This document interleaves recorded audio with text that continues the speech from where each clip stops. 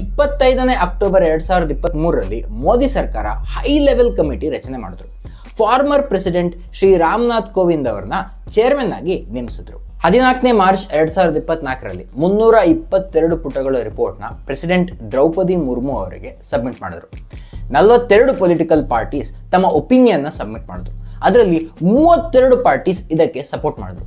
So Ramnath Kovind ಅವರ committee one nation one ಎಲೆಕ್ಷನ್ಗೆ ಏನ್ ರೆಕಮೆಂಡೇಶನ್ ಕೊಟ್ಟಿದ್ದಾರೆ? ಮೊದಲನೇದು 2 ಸ್ಟೆಪ್ ಅಪ್ರೋಚ್. ಇದು 2 ಸ್ಟೆಪ್ನಲ್ಲಿ ಆಗುತ್ತೆ. ಮೊದಲನೇ ಸ್ಟೆಪ್ನಲ್ಲಿ ಲೋಕಸಭೆ ಮತ್ತೆ ರಾಜ್ಯ ಮಟ್ಟದಲ್ಲಿ ನಡೆಯುತ್ತೆ. ಮುಂದಿನ ಸ್ಟೆಪ್ನಲ್ಲಿ 100 ದಿನದೊಳಗೆ ಮುನ್ಸಿಪಲ್ ಹಾಗೂ ಪಂಚಾಯತ್ ಎಲೆಕ್ಷನ್ ನಡೆಯುತ್ತೆ. ಎರಡನೇದು ಶಾಸಕಾಂಗ ಅಧಿಕಾರಾವಧಿ ಲೋಕಸಭೆ ಎಲೆಕ್ಷನ್ಗೂ ರಾಜ್ಯದಲ್ಲಿ ನಡೆಯೋ ಎಲೆಕ್ಷನ್ಗೂ ಮ್ಯಾಚ್ ಆಗಬೇಕು. ಇದರಿಂದ ಏನ್ ಲಾಭ? ಅಭಿವೃದ್ಧಿ ಕಡೆಗೆ ಸರ್ಕಾರದ ಗಮನ ಜಾಸ್ತಿ ಆಗುತ್ತೆ.